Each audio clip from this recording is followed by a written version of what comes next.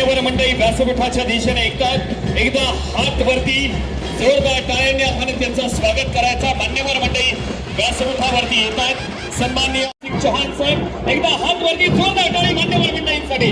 आपल्या सर्वांचे लाडके राजे श्रीमंत छत्रपती खासदार उदयनराजे भोसले वाखदा विधानसभा मतदारसंघाचे लोकप्रिय आमदार आणि राज्यसभेचे लोकप्रिय खासदार सन्मान्य धनंजयजी महाडिक, सन्माननीय जयकुमारजी बरोबर एकदा हात वरती जोरदार टाळी मान्यवर मंडळींसाठी या कार्यक्रमाच्या निमित्तानं। आणि जिल्हाध्यक्ष नरेश बाबा यांच्या नरेश दादा यांच्या शुभ हस्ते सन्मान होतोय। अश्व ही शक्ती मोजण्याचं प्रतीक आहे। अश्व ही शक्ती मोजण्याचं प्रतीक आहे। युवा शक्तीवर आपण आरूढ आहात। विचाराची, विकासाची आणि विश्वासाची तलवार आपल्या हातामध्ये आहे। महाराज साहेब, आपण युवा शक्तीवर आरूढ आहात। विचाराची, विकासाची आणि विश्वासाची तलवार आपल्या हातामध्ये आहे, पण ढाल मात्र पाठीवरच ठेवा, कारण समोरून वार करणाऱ्याची ताक संपलेली आहे। म्हणून महाराज साहेब ढाल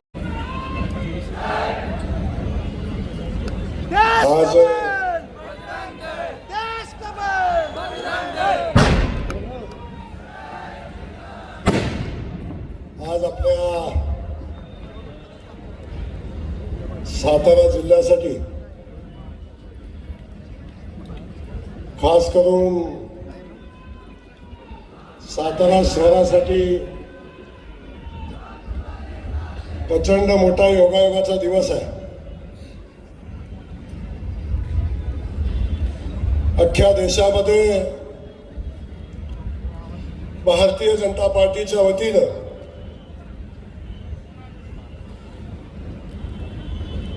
लोकसभेच्या निवडणुकीच्या तयारीच्या अनुषंगानं गेल्या 10 वर्षामध्ये आदरणीय मोदीजींच्या सरकारच्या कालखंडामध्ये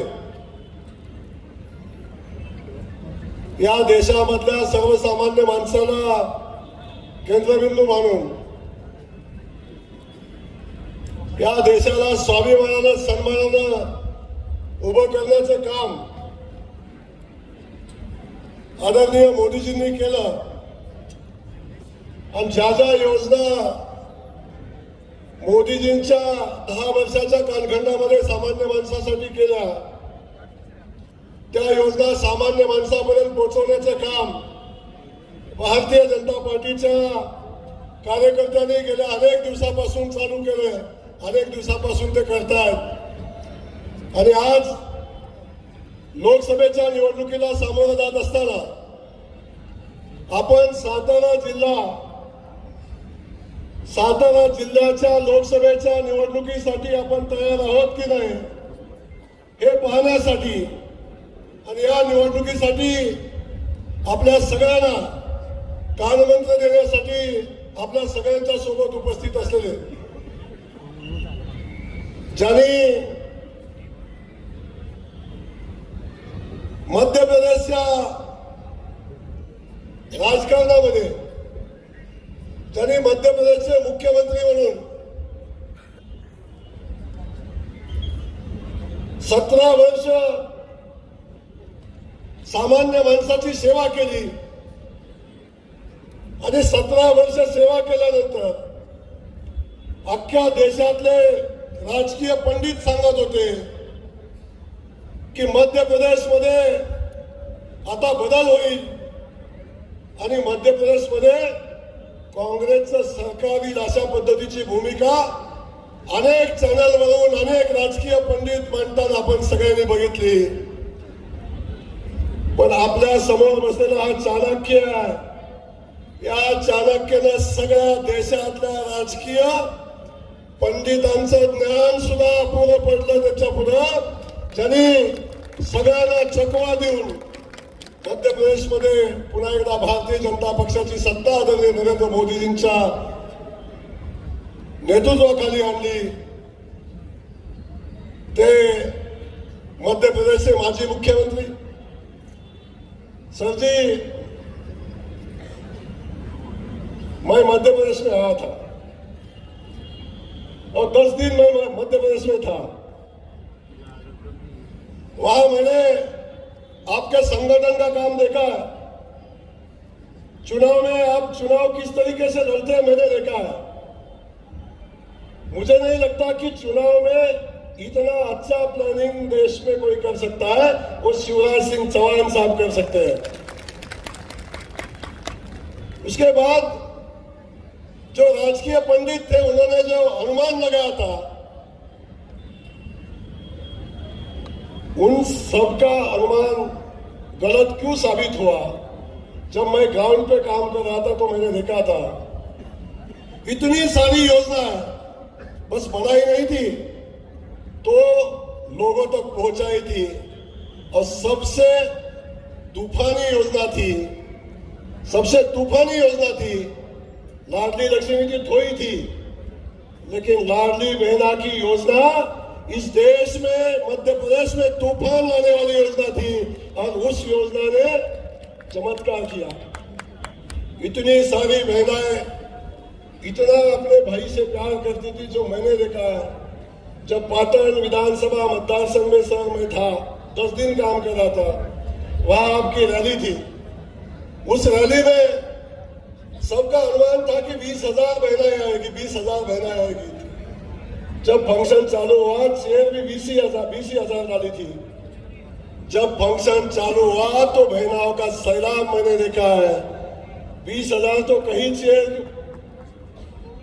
कब भर गई पता ही नहीं चला, लेकिन 50-60 हजार महिलाओं का सैलाब मैंने देखा। सबके मुंह में एक ही था कि हमारे भैया को मुख्यमंत्री बनाना है, बीजेपी को फिर से लाना है। ये मैंने सुना हुआ असा एक कर्तृत्ववान मुख्यमंत्री आज आपल्या सगळ्यांच्या सोबत आहे। दुसरा प्रचंड मोठा योगायोग आहे। छत्रपती शिवाजी महाराजांचे 13वे वंशज आणि ज्यांच्यावर आमचा जिल्हा महाराष्ट्र प्रचंड प्रेम करतो, त्या आमच्या उदयन महाराजांचा वाढदिवस आज आहे। एवढा मोठा नेता आज आमच्या एवढ्या मोठ्या नेत्याच्या वाढदिवसाच्या निमित्ताने या ठिकाणी आलाय। याच्यासारखा योगायोग आमच्या साताऱ्यासाठी आणि अजिंक्य ताऱ्यासाठी दुसरा असूच शकत नाही, असा प्रचंड मोठा योगायोग आज आहे। आणि या प्रचंड योगायोग असाच येत नाही। आता लोकसभेच्या निवडणुका पण आलेल्या आहेत, आणि लोकसभेच्या निवडणुका येत असताना असे योगायोग घडतात तेव्हा हा शुभ संदेश असतो, हे या निमित्ताने मला आपल्या सगळ्यांना सांगायचं आहे। आपल्या आदरणीय उदयन महाराज त्यांच्या वाढदिवसाच्या मनापासून मी शुभेच्छा देत असताना या कष्टचे प्रमुख सन्माननीय धनंजय उर्फ मुन्ना महाडिक खासदार, आमच्या राज्यसभेचे लोकसभेचे खासदार 2 वेळा राहिले, आमचे मित्र या ठिकाणी उपस्थित आहेत, त्यांचंही मनापासून स्वागत करतो। स्टेजवर अनेक सन्माननीय उपस्थित आहेत। आमचे जिल्हाध्यक्ष मगाशी उत्तम हिंदीतनं भाषण त्यांनी केलं, ते आमचे देवेश्वर दादा, आमचे या जिल्ह्याचे नेते आणि माजी आमदार सन्माननीय मदनदादा भोसले, आमचे कराड दक्षिणचे भावी आमदार सन्माननीय अतुल बाबा भोसले, या ठिकाणी उपस्थित असलेले आमचे माजी आमदार आनंदराव नाना, पलीकडला बसलेल्या आमच्या आदरणीय शिंदेताई, पलीकडे आमच्या या जिल्ह्याच्या डायनामिक महिला अध्यक्षा सन्माननीय सुरभीताई भोसले, चित्रलेखाताई कदम, भीमराव काका, मनोज दादा घोरपडे, आमचे भरत पाटील साहेब, आमचे सुनील तात्या, आता सगळ्यांची नावं घेत नाही, खूप वेळ झाला आहे। आणि वास्तविक पाहता माझं भाषण तुम्ही अनेकदा ऐकता, आपल्याला 2 लोकांचं भाषण आज ऐकायचं आहे, एक उदयन महाराज आणि दुसरे शिवराज सिंग चौहान साहेबांचं भाषण ऐकायचं आहे। त्यामुळे त्यांच्यामध्ये मी फार वेळ आपला घेणार नाही, पण एवढंच आपल्याला सांगणार आहे की आदरणीय मोदीजींच्या नेतृत्वाखाली या देशामध्ये भारतीय जनता पक्ष काम करतोय, आणि भारतीय जनता पक्षासोबत भारतीय जनता पक्षाचं सरकार काम करतंय। आणि हे सरकार काम करत असताना आपल्या सगळ्यांना माहिती आहे की गेल्या 5 वर्षापासून जेव्हा आपल्याला उदयन महाराजांचा पराभव झाला त्या दिवसापासून आपल्या सगळ्यांच्या मनाला लागलेली ती गोष्ट आहे, आणि आपण त्या पराभवाचा बदला घेण्यासाठी आपण सगळ्यांनी ताकदीनं भारतीय जनता पक्षाचा कार्यकर्ता हा कामाला लागलेला आहे। आणि मी आपल्याला खात्रीनं सांगेन शिवराजजी, इस जिले में जो भी खासदार बनेगा यहाँ से वो भारतीय जनता पार्टी का बनेगा, दूसरे किसी पार्टी का बनेगा नहीं। ये डिस्ट्रिक्ट हमने देखा है, यहाँ पे बहुत बड़े नेता हमारे यहाँ पे आए, जिनको शरद पवार जी को आप जानते हैं। उनका राष्ट्रवादी कांग्रेस पक्ष पार्टी का एक गढ़ था, लेकिन ये गढ़ अभी कुछ बचा नहीं है। आपको पता है जैसे राष्ट्रवादी पार्टी की हालत इस राज्य में बनी है, उससे बदतर हालत यहाँ पे राष्ट्रवादी कांग्रेस पार्टी की इस डिस्ट्रिक्ट में है। यहाँ पे भारतीय जनता पार्टी का कार्यकर्ता मोदी जी की सारी योजनाएं लोगों के पास पहुंचा के, हमसे बहनाओं के पास पहुंचा के इस लोकसभा के चुनाव के लिए तैयार है। और किसी भी हालत में 2024 में जब प्रधानमंत्री तीसरी बार शपथ लेंगे, तब यहाँ का खासदार मोदी जी के साथ भारतीय जनता पार्टी का रहेगा। ये आश्वस्त करने के लिए मैं खड़ा हूं आपको, मेरे सब लोगों के तरफ से। बाकी सगळ्याच गोष्टी बोलण्यासारख्या आहेत, पण मी आपल्याला एवढंच सांगेन, भारतीय जनता पार्टीला मी गेल्या अनेक दिवसापासूनची विनंती करतोय, राष्ट्रवादी काँग्रेस पक्षाचं जे पूर्वीचा राष्ट्रवादी काँग्रेस पक्ष, आता आमच्या एक आघाडीमध्ये राष्ट्रवादी काँग्रेस पक्ष आमचा सहकारी म्हणून या ठिकाणी आला आहे, आणि त्या ठिकाणी येत असताना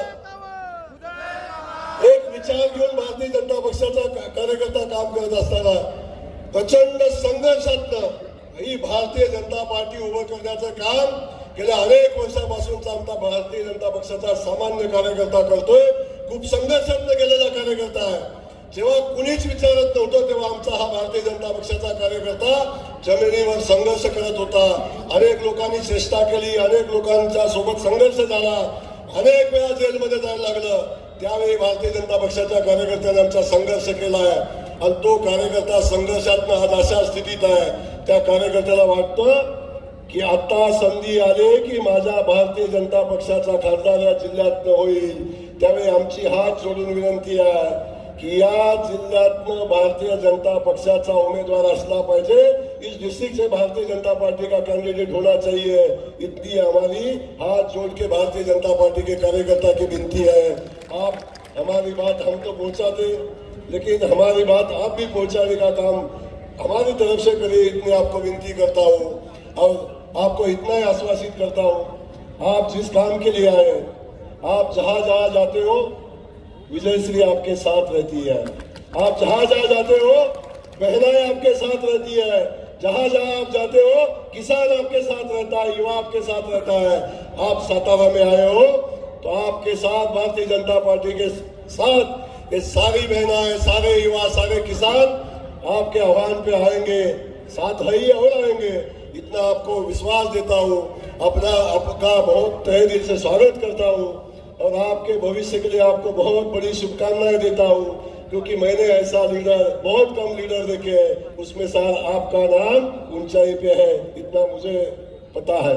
इसलिए मैं आपको भविष्य के लिए शुभकामनाएं देता हूँ और सारी शुभकामनाएं, बाकी बची हुई सारी शुभकामनाएं, बाकी बची हुई सारी शुभकामनाएं हमारे नेता, हमारे मित्र सम्मानीय उदयन महाराज जी को देता हूँ। छत्रपति शिवाजी महाराज के वंशज है और हमारे डिस्ट्रिक्ट के युवाओं के सर के ताज है। उनको तहे दिल से शुभेच्छा, वाढदिवसाच्या शुभेच्छा देतो आणि आपलंही उत्तर आपली प्रगती होत राहो, आपल्या मनातल्या साऱ्या इच्छा पूर्ण हो, अशा पद्धतीची भावना व्यक्त करतो। आपल्या सगळ्यांना मनापासून धन्यवाद देतो। एकदा हात वर करून भारतीय जनता पार्टीला मनापासूनच्या शुभेच्छा देत असताना उदयन महाराजांना शुभेच्छा देऊया। धन्यवाद। जय हिंद, जय भारत। आणि लोकशाहीतल्या आपल्यासारख्या राजांच्या वतीने छत्रपती शिवाजी महाराजांना विनम्र अभिवादन करतो। शिवराजी चव्हाणांच्या बाबतीत काय बोललं पाहिजे त्याचा भाग नाही। त्याची लोकप्रियता एवढी आहे कि मगाशी मैं उनसे पूछ रहा था कि पहली बार जब आप चुनाव जीते तो आपकी उम्र कितनी थी, तो उन्होंने बताया मुझे, उन्होंने कहा मेरी उम्र 28 थी। और मैंने उनसे दूसरा प्रश्न पूछा, आप अब तक आप कितने चुनाव जीते? तो उन्होंने कहा 11। मैं चुपचाप हो गया। मैं सोच रहा था कि 11 मल्टीप्लाई गुणिले 5 मतलब 55 साल। तो मैं सोच रहा था कि उसमें 2-3 साल ज़्यादा है तो हमारी सबकी उम्र है। और आज इस व्यासपीठ पर उपस्थित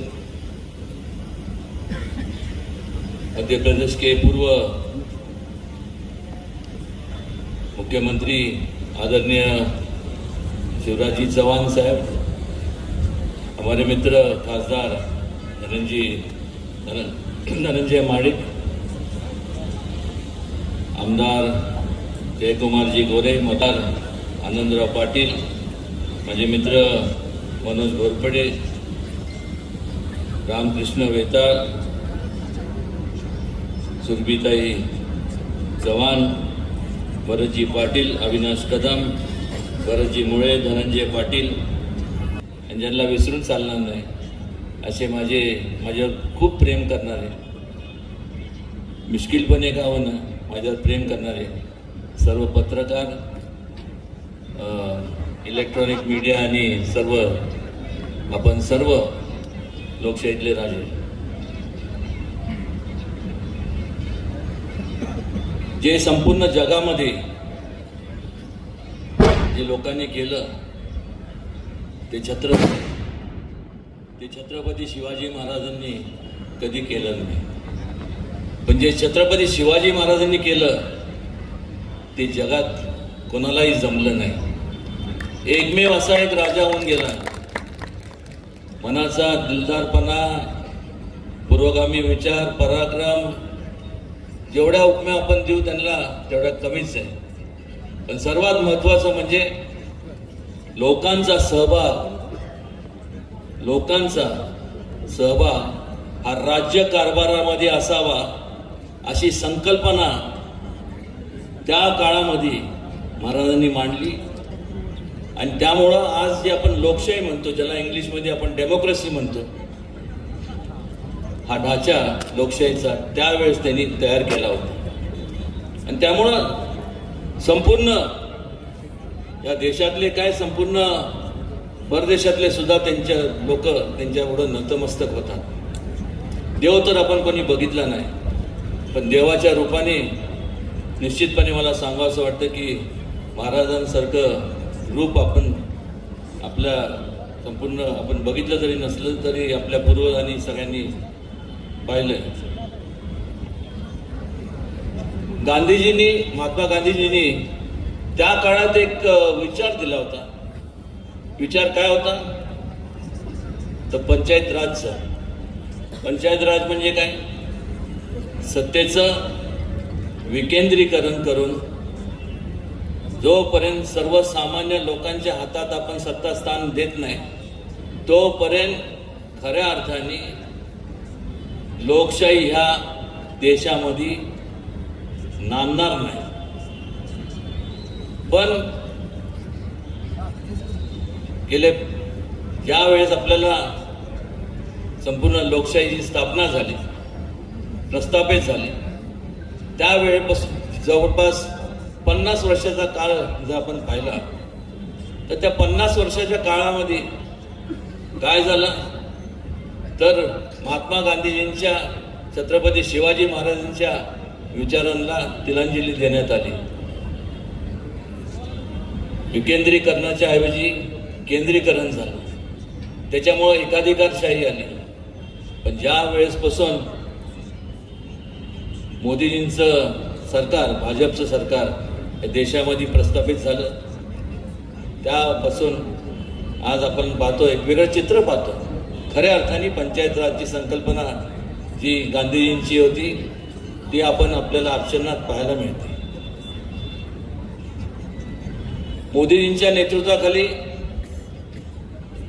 अनेक वर्षापासून जी एक जी घोषणा केली जात होती की गरिबी हटाव, पण वास्तविक ती फक्त घोषणाच राहिली.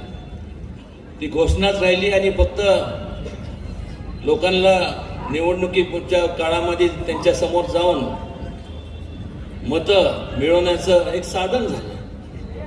आणि मग बेंबीच्या डेटापासून डाव फोडून हे सर्वजण म्हणायचे की तळागाळातल्या लोकांना आम्ही त्या गाळातनं बाहेर काढणार, असं करणार तसं करणार.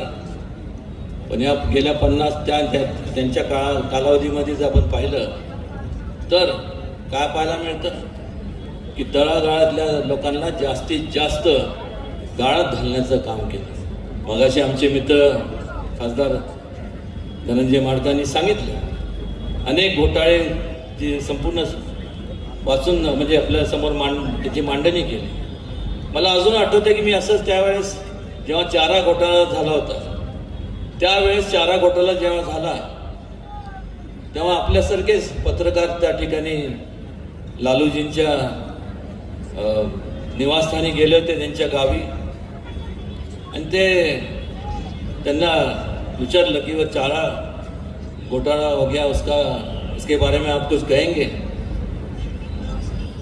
तो लालू जी वो उनके जो गाय भैंस है उनको वो चारा डाल रहे थे, तो उन्होंने कहा देखो भैया, जो बेचारी ये चारा खा रही है वो कुछ नहीं बोल रही है, बाकी के ही बोले जा रहे हैं. आता गाय म्हशी कशा बोलणार मला सांग. म्हणजे एक प्रकारची लोकशाहीची थट्टा केली. पण छत्रपती शिवाजी महाराजांना अभिप्रेत असणारी स्वराज्याची संकल्पना होती ती काय होती? सर्व धर्म समभावाची, सर्व जाती जमातीतल्या लोकांना एकत्र घेऊन स्वराज्याची स्थापना त्यांनी केली. आणि त्याच्यामुळं आपल्याला एक आपण समजून घेतलं पाहिजे की अलीकडच्या काळामध्ये लोक व्यक्ती केंद्रित झाले. समाजापेक्षा मी आणि मी हाच विचार त्यांच्या मनात असतो.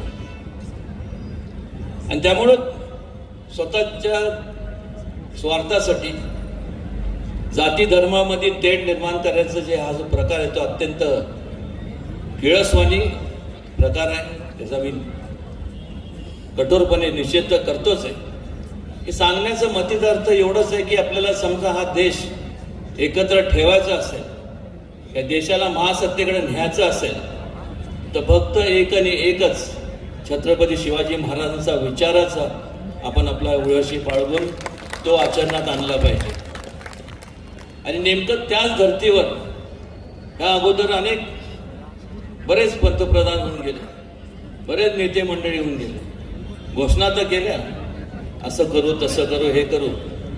पण जर बारकाने आपण बघितलं तर आदरणीय नरेंद्रजी मोदींनी छत्रपती शिवाजी महाराजांचे जे विचार आहेत,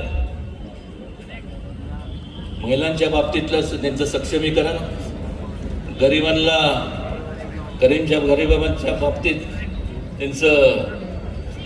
त्यांची जीवनमान कसं उंचवलं गेलं पाहिजे, युवकांना स्वतःच्या पायावरती कसं उभं राहतील, स्टार्टअपच्या योजना, अशा अनेक योजना राबवल्या गेल्या. आणि त्यामुळं खऱ्या अर्थाने सर्व म्हणजे मोदीजींचे बरोबर असलेले सर्व सहकारी, त्याचबरोबर त्यांचे ज्येष्ठ सहकारी आज आपल्या त्या व्यासपीठावरती आहेत, शिवराजी चव्हाण साहेब आहेत. खरोखर ह्या लोकांनी आयुष्य वेचलं संपूर्ण लोकांच्या सेवेकरता, लोकांच्या हिताकरता, लोकांच्या प्रगतीकरता, लोकांच्या उत्कर्षाकरता. आणि त्यामुळे आपण सगळ्यांनी विचार करणं गरजेचं आहे की जेवढं त्या लोकांचे जे विचार होते म्हणजे आणि भारतीय जनता पक्षाच्या विचारामध्ये फरक काय आहे, तर त्यांचे इतरांचे जे विचार आहेत ते फक्त मत तुमचं कसं मिळेल, तुमचं मत मिळालं की त्यांचं काम झालं. पण भारतीय जनता पक्षाचा जर बारकाने विचार केला तर तुमचं मत म्हणजे पहिलं तुमचं वैचारिक मत हे आमच्या सगळ्यांच्या दृष्टिकोनातनं लाख मोलाचं आहे आणि त्याकरता संपूर्ण हे कधी होतं, हे कधी निर्माण होतं, ज्या वेळेस आपण लोकांची सेवा करतो मनापासून, लोकांकरता आपण झटतो, झिजतो आणि लोकांचं त्याच्यामुळं जो विश्वास आपण संपादन करतो, जो मोदीजींनी केला आहे, त्याच्या सर्व सहकाऱ्यांनी या राज्यात असतील, वेगवेगळ्या मध्य प्रदेश असेल, वेगवेगळ्या संपूर्ण देशातल्या इतर राज्यामध्ये जर पाहिलं तर आपल्याला आज सगळीकडं भाजपमय वातावरण आपल्याला झालेलं पाहायला मिळतं. हे केव्हा होतं, जेव्हा आपण लोकांचे कामं करतो. उगीच आपलं घोषणा करून आज ज्या लोकांनी घोषणा केल्या, आज त्यांची सगळ्यांची जर अवस्था बघितली तर काय अवस्था आहे. म्हणजे अवस्था म्हणण्यापेक्षा एका काळी संपूर्ण म्हणजे एवढं एक 2 लोकांची पार्टी म्हणून ओळखले जाणारे भारतीय जनता पक्ष म्हणजे अटल बिहारी वाजपेयी साहेब, लालकृष्ण अडवाणी साहेब, 2 वरनं आज आपण संख्या बघताय. आणि मगाशी ज्या घोषणा दिल्या, मग धैर्यशील दादा असतील, धनंजय असतील किंवा माझे मित्र जयकुमार असतील, आज 400 पार हे होणारच आहे, हे लिखितच आहे. कारण कामं केल्यामुळं लोक मतदान करतात, नुसतं घोषणा देऊन कोणी मतदान करत नाही. फार वेळ घेत नाही मी आपला, पण एवढंच सांगेन की आज म्हणजे माझं भाग्य मी समजतो की जे अत्यंत एवढं प्रेमळ आणि संयमी आणि यांचे विचार खरंच ऐकण्यासाठी आपण सगळे आतुर आहोत असे शिवराजी मामासाहेब हे आज या ठिकाणी आले. मला आशीर्वाद देण्याकरता मी स्वतःला धन्य झालं असं समजतो. आज या ठिकाणी त्यांचं मी पुन्हा एकदा संपूर्ण सातारा आणि शाहूनगरीच्या वतीने, संपूर्ण जिल्ह्याच्या वतीने आणि संपूर्ण महाराष्ट्राच्या वतीने म्हणलं तरी काय हरकत नाही, आज त्यांचं या सातारा नगरीत स्वागत करतो. भरपूर वेळ झाला आहे. पुन्हा एकदा मी एवढंच एक मला सांगावंसं वाटतं, कालही तुमचं होतं, आजही तुमचं आहे, भविष्य काळात त्याचा बदल होणार नाही.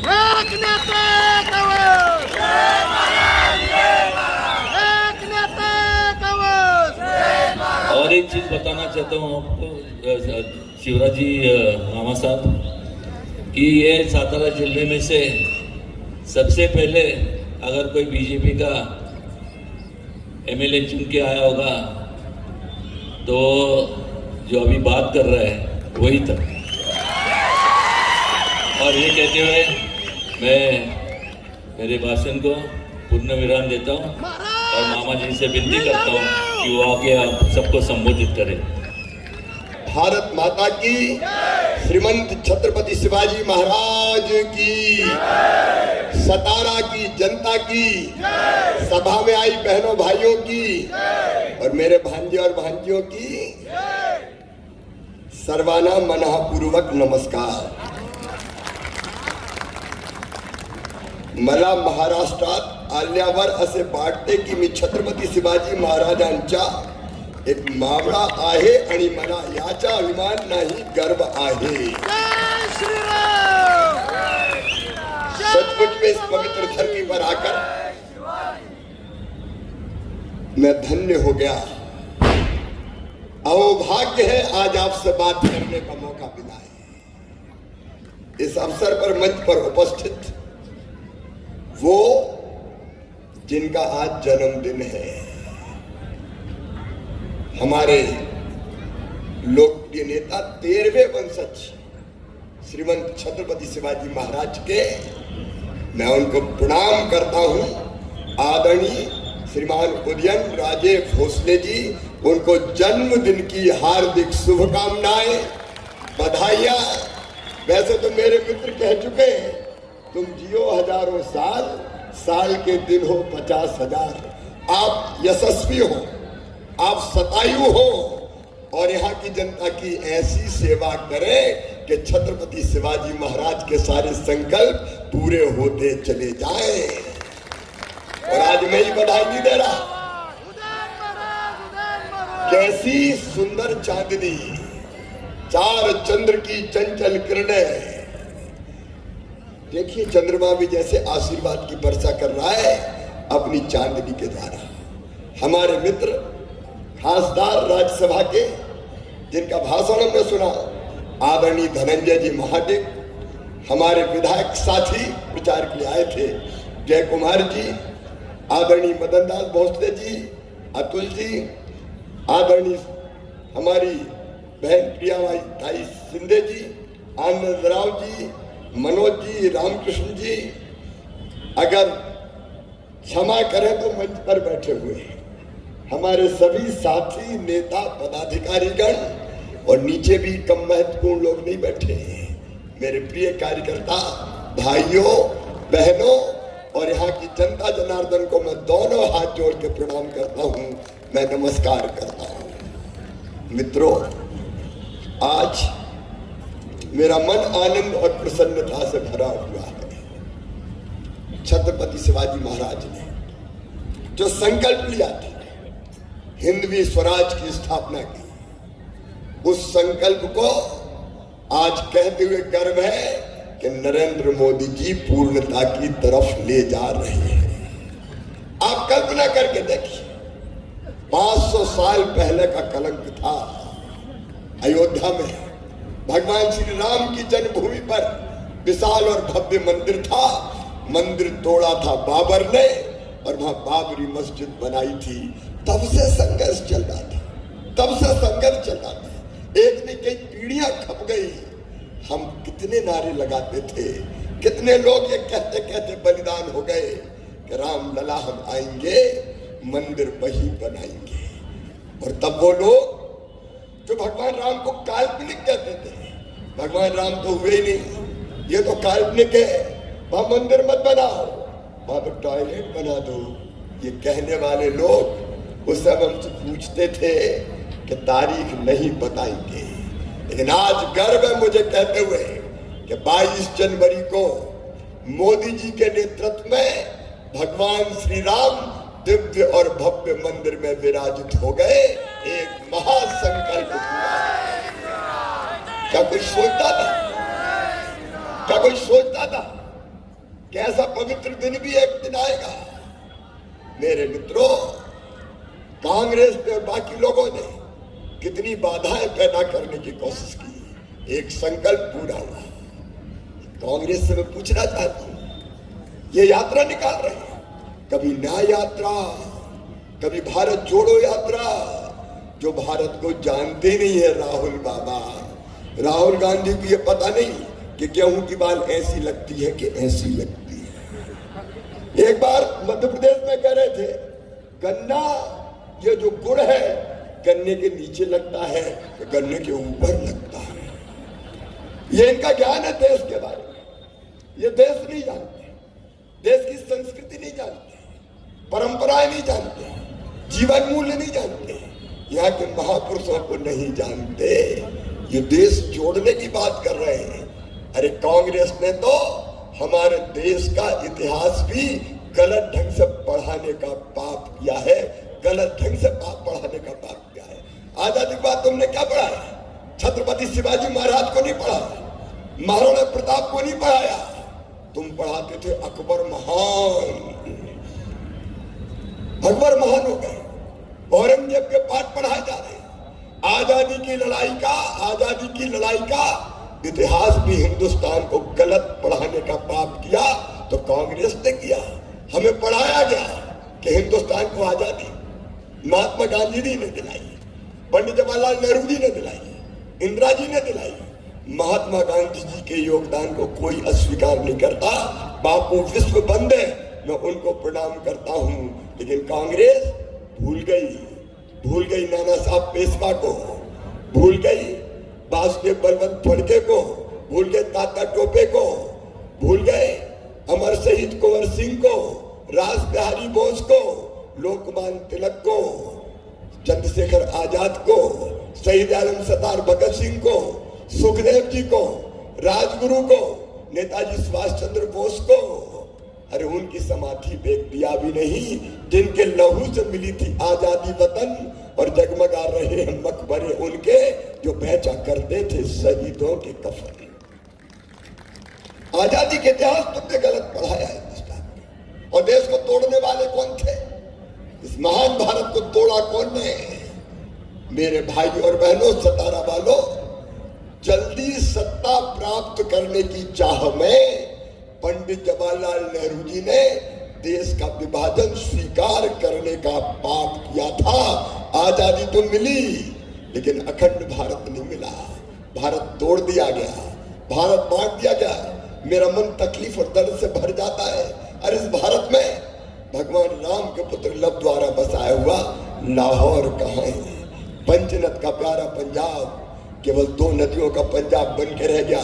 कहाँ है रावी, कहाँ है सतलज, कहाँ है झेलम, कहाँ है ब्यास, कहाँ है चिनाव, कहाँ है ननकाना साहब, कहाँ है लड़काना साहब, कहाँ है मलमल वाला ढाका, कहाँ है हिंगलाज और कहाँ है रावलपिंडी? ये पाप किया कांग्रेस के मित्रों तो तुमने किया। आज तुम भारत जोड़ो यात्रा निकाल रहे हो। कश्मीर में धारा 370 किसने लगाई? पंडित जवाहरलाल नेहरू जी ने। एक देश में 2 निशान 2 विधान 2 प्रधान की व्यवस्था कौन ने की थी? कश्मीर को हमेशा के लिए अशांत कौन ने किया था? कांग्रेस ने। आज मैं अपने प्रधानमंत्री श्रीमान नरेंद्र मोदी जी को हृदय से धन्यवाद देना चाहता हूं। 2019 में जैसे ही पूर्ण बहुमत मिला, कश्मीर से धारा 370 समाप्त कर दी गई। कितनी बातें होती थी कश्मीर में। धारा 370 को छेड़ मत देना, आग लग जाएगी, खून की नदियां बह जाएगी। धनंजय जी यहां बैठे पार्लियामेंट में थे उस समय।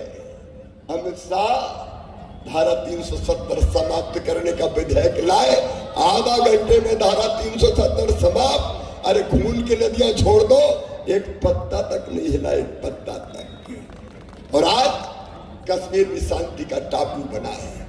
मेरे बहनों और भाइयों, एक वैभवशाली भारत, एक गौरवशाली भारत, एक संपन्न भारत, एक समृद्ध भारत, एक शक्तिशाली भारत और एक विकसित भारत का निर्माण हो रहा है तो नरेंद्र मोदी जी के नेतृत्व में हो रहा है। कांग्रेस कौन सी बात करती है?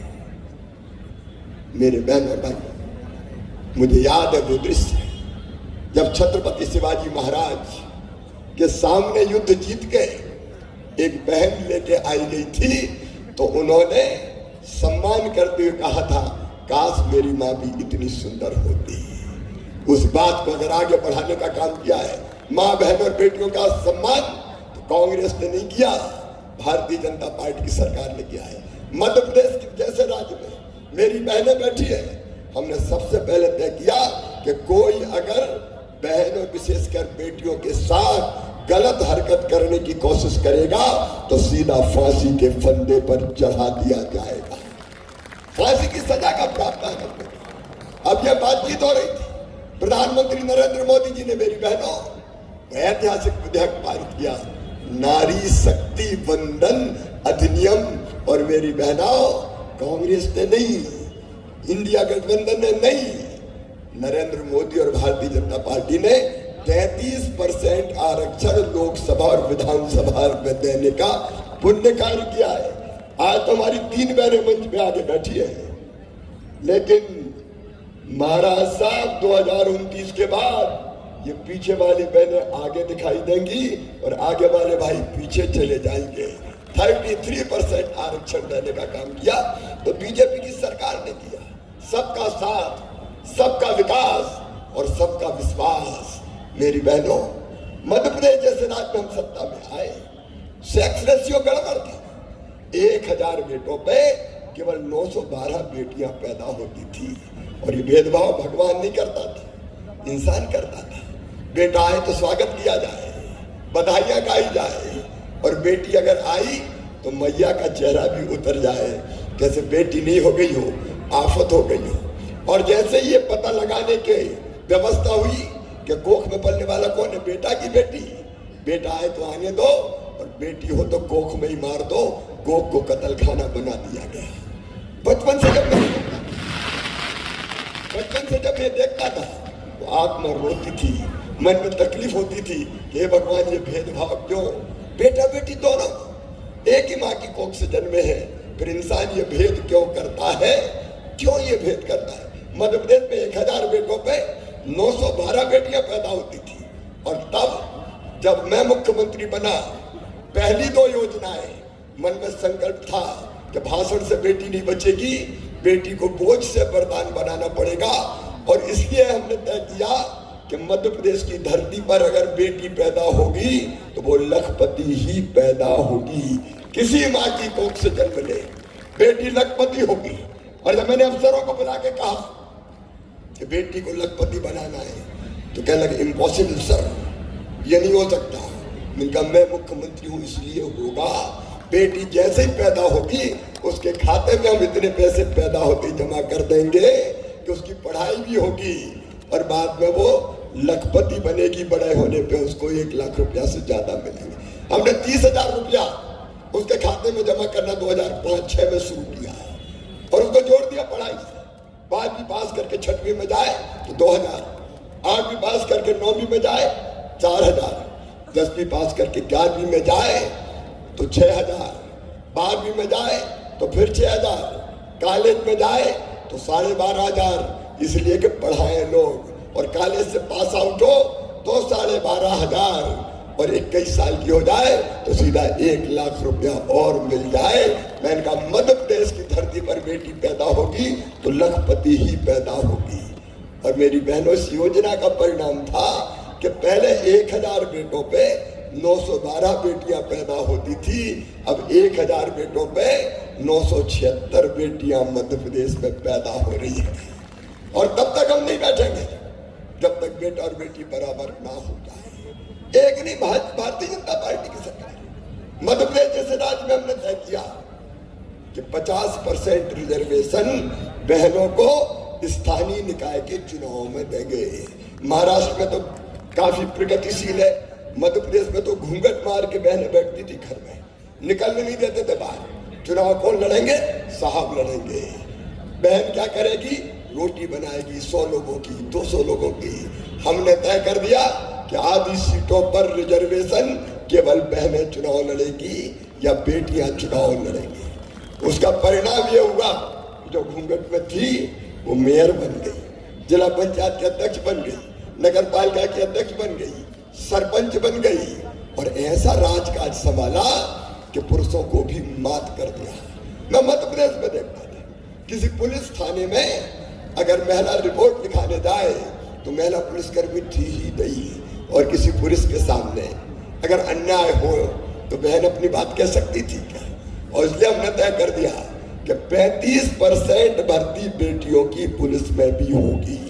लोगों ने विरोध किया, पुलिस वालों ने कि गड़बड़ हो जाएगी, ये बेटियां अपराधियों का मुकाबला कैसे करेंगी? हमने कहा बेटियों के हाथ में डंडा देंगे तो गुंडों की अकल ठिकाने लगा के बता देगी। और मध्य प्रदेश में वो काम बेटियां कर रही है, बहादुरी के साथ कर रही है। प्रधानमंत्री नरेंद्र मोदी जी ने थल सेना हो और चाहे नभ सेना हो, बेटियों को कितना महत्व दिया है। हम देखते थे संपत्ति अगर खरीदी जाती थी तो पुरुष के नाम पे ही खरीदी जाती थी, साहब के नाम पे या बेटे के नाम पे कर दो। हमने तरकीब जोड़ा और तय कर दिया कि अगर बेटी या बहन के नाम से संपत्ति खरीदोगे तो संपत्ति खरीदने का जो रजिस्ट्री शुल्क होता है, स्टाम्प शुल्क, वो केवल 1% लगेगा। पुरुष के नाम पे खरीदोगे तो 5%। तो कई लोगों ने अपनी पत्नी से कहा, गुड्डू की मम्मी तेरे नाम जमीन खरीद रहा हूँ, रजिस्ट्री का पैसा बच जाएगा। उस बहाने बहनों के नाम पे खेत, मकान, दुकान हो गए। हमने तय किया जो छत्रपति शिवाजी महाराज ने तय किया था, यत्र नारस्त पूजन्ते रमन्ते तत्र देवता, कि गरीब बहन अगर बेटा बेटी को जन्म देगी तो बेटा बेटी को जन्म देने के पहले उसके खाते में 4000 और जन्म देने के बाद 12000 डालेंगे, ताकि मजदूरी करने वाली बहन को भी आराम करने का मौका मिले और वो अपने बेटा बेटी को ढंग से दूध पिला सके।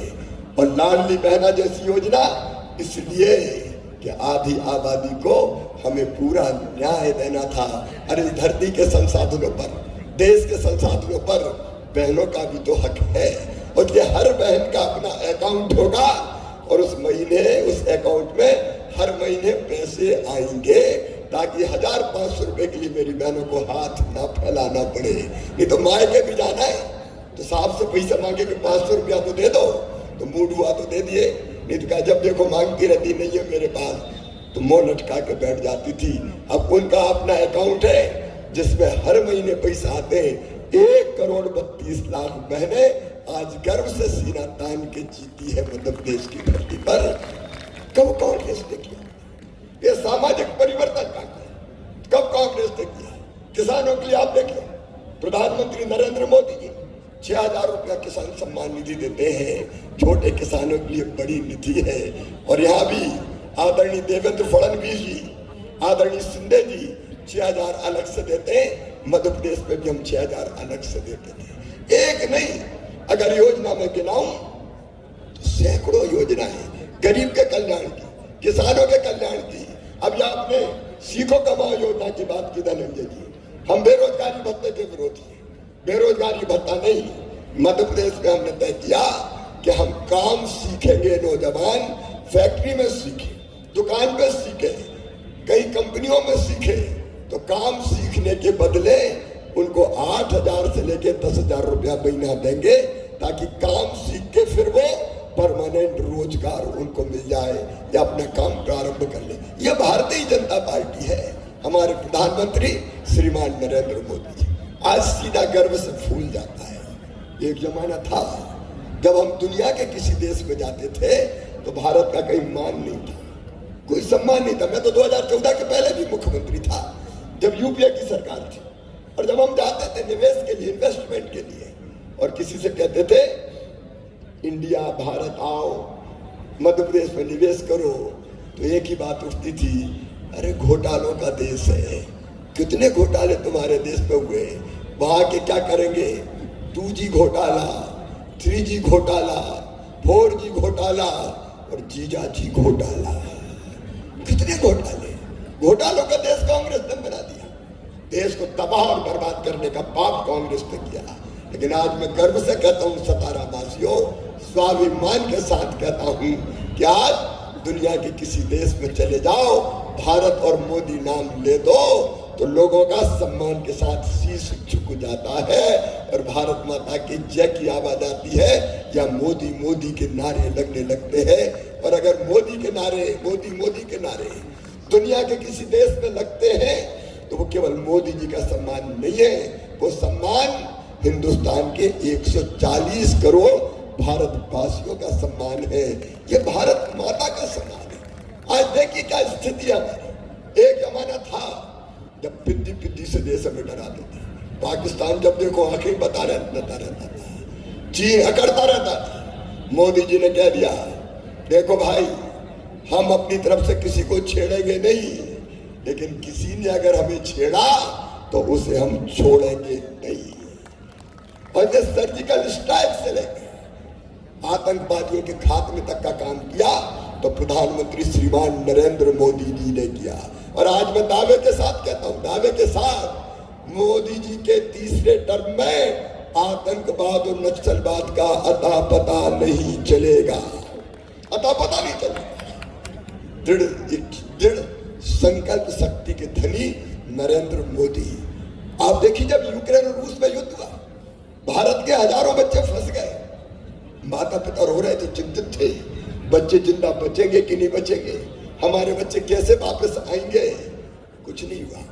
मोदी जी ने एक फोन किया रूस के राष्ट्रपति को, एक फोन किया यूक्रेन के राष्ट्रपति को और कहा कि भारत के बच्चे निकलेंगे हाथ में तिरंगा झंडा लेके, उस समय युद्ध बंद कर देना ताकि हमारे बच्चे सुरक्षित निकल आए।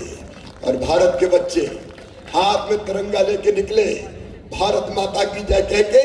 रूस ने भी युद्ध बंद कर दिया और अमेरिका ने भी युद्ध बंद कर दिया और भारत के बच्चे भारत माता की जय कह के सुरक्षित बाहर आ गए। यह है आज का भारत। अगर चीन अकड़ा और भारत की सरजमी पे कदम रखने की कोशिश की तो चीनी सैनिकों की गर्दन तोड़ के वापस चीन की सीमा में हमारे सैनिकों ने फेंक दिया। यह है आज का भारत। यह आज का भारत कि एक तरफ रूस हो, दूसरी तरफ अमेरिका हो, दोनों बराबर की दोस्ती चाहते हैं। बिना मोदी के दुनिया चल नहीं सकती। और आज मैं कह रहा हूं, इस दायित्व से कह रहा हूं, सतारा की इस पवित्र धरती से ये उद्घोषित कर रहा हूं, नरेंद्र मोदी जी के नेतृत्व में भारत विश्व गुरु बनेगा और दुनिया का नेतृत्व करेगा। ये होगा, कोई रोक नहीं सकता। और ये स्वामी विवेकानंद ने कहा, याद करो 100 साल पहले, 100 साल से ज्यादा हो गए, तब उन्होंने कहा था सुदीर्घ रजनी समाप्ति जान पड़ती है, महानिशा का अंत निकट है। जो अंधे हैं वो देख नहीं सकते, जो बहरे हैं वो सुन नहीं सकते, लेकिन मैं स्पष्ट रूप से देख रहा हूं कि भारत माता एक बार फिर अंगड़ाई लेके खड़ी हो रही है और विश्व गुरु के सिंहासन पर आसीन हो रही है। हमारा भारत विश्व गुरु के पद पर आसीन होगा और भौतिकता की अग्नि में दग्ध विश्व मानवता को शाश्वत शांति के पद का दिग्दर्शन अपना देश कराएगा। बहनों और भाइयों, इसलिए नरेंद्र मोदी इसलिए नहीं कि हम कुछ लोग सत्ता के स्वर्ण सिंहासन पर बैठ जाए। नरेंद्र मोदी इसलिए कि भारत के माध्यम से विश्व मानवता का कल्याण हो जाए, ये बड़ा लक्ष्य है। और मैं तो कहता हूं, ईश्वर की इच्छा है, ये परमात्मा की इच्छा है, ये प्रभु की इच्छा है। भगवान श्री कृष्ण ने गीता में कहा था, यदा यदा हि धर्मस्य ग्लानिर्भवति भारत अभ्युत्थानं धर्मस्य तदात्मानं सृजाम्यहम् परित्राणाय साधूनां विनाशाय च दुष्कृतां धर्म संस्थापनार्थाय संभवामि युगे युगे। उन्होंने कहा था, जब जब धर्म की हानि होगी, अधर्म बढ़ेगा, पाप बढ़ेगा, अनाचार बढ़ेगा, तब तब धर्म की रक्षा के लिए, अधर्म के नाश के लिए, दुष्टों के विनाश के लिए और सज्जनों के उद्धार के लिए मैं बार बार आऊंगा। नरेंद्र मोदी देवदूत है, युग दृष्टा है, युग पुरुष है और इसलिए शायद नरेंद्र मोदी को ईश्वर ने यह अवसर दिया है कि वो भारत को उस स्थान पर ले जाए। और इसलिए मेरे प्रिय बहनों और भाइयों, ये चुनाव आने वाला छोटे मोटे लक्ष्य के लिए नहीं है, गरीब कल्याण भी होगा। माता बहनों, आपका सम्मान भी बढ़ेगा। और मैं सच कहूं, मैं जब बहनों को देखता हूं तो दुर्गा सप्तशती में कहा है, जगत की सारी स्त्रियां देवी की मूर्तियां हैं। मैं हर बहन में देवी देखता हूं। इसलिए मध्य प्रदेश की धरती पर बेटियों के पैर धोके उनकी पूजा करता हूं। मैं बहनों के पैर धोता हूं। और मध्य प्रदेश में किसी भी एज ग्रुप की बहन बेधड़क आके अपने भाई के सीने से लग जाती है, क्योंकि भाई और बहन का पवित्र रिश्ता है। ये रिश्ता केवल भारतीय जनता पार्टी समझ सकती है, भारतीय जनता पार्टी। और हर वर्ग के कल्याण के लिए भारतीय जनता पार्टी की सरकार चाहिए। और प्रधानमंत्री जी ने जो आह्वान किया है, अकेले बीजेपी 370 सीट, क्योंकि धारा 370 हटी है और राम मंदिर बना है और दिव्य और भव्य मंदिर में रामलला विराजे, इसलिए एनडीए 400 पार होना चाहिए, 400 पार। और इसलिए सतारा वासियों, एक दिव्य और भव्य भारत के निर्माण के लिए, एक विकसित भारत के निर्माण के लिए मैं आज अपील करने आया हूं, कोई चूक ना हो जाए। कार्यकर्ताओं की भावनाओं से मैं परिचित कराने का काम करूंगा, लेकिन आपसे भी कोई चूक ना हो जाए। सतारा से धूमधाम से मोदी जी को प्रधानमंत्री वाला सांसद जीतना चाहिए। बोलो, जीतेगा कि नहीं? इतने लोग बैठे हैं, जहां तक देखो नजर जा रही है, जन समुद्र है। इतने धीरे कहने से काम नहीं चलेगा। अरे मोदी जी को प्रधानमंत्री बनाएंगे कि नहीं? तो हमारे सांसद को जिताएंगे कि नहीं? तो आइए, आज महाराज के जन्मदिन पर हम सब पवित्र संकल्प लें कि सतारा की इस पवित्र धरती से मोदी जी को प्रधानमंत्री बनाने वाले सांसद ही जीतेंगे। बताओ, ये संकल्प लेने के लिए तैयार हैं? तो आओ, हम महाराज के जन्मदिन पर केक काटें और खुशियां मनाएं। उसके पहले एक बार अपने स्थान पर खड़े होकर संकल्प लें कि हम मोदी जी को प्रधानमंत्री बनाने वाले भाजपा के सांसद को ही विजयी बनाएंगे। उठाइए दोनों हाथ, बांधिए दोनों मुट्ठी और मेरे साथ बोले भारत माता की, छत्रपति शिवाजी महाराज की, सतारा की जनता की, धर्म की, अधर्म का, प्राणियों में विश्व का, हर हर महादेव। बहुत बहुत धन्यवाद। होणारा जनतेचा राजा, आपला राजा श्रीमंत छत्रपती उदयनराजे भोसले महाराष्ट्राचा वाढदिवस एका हातवरती जोडला जाईल।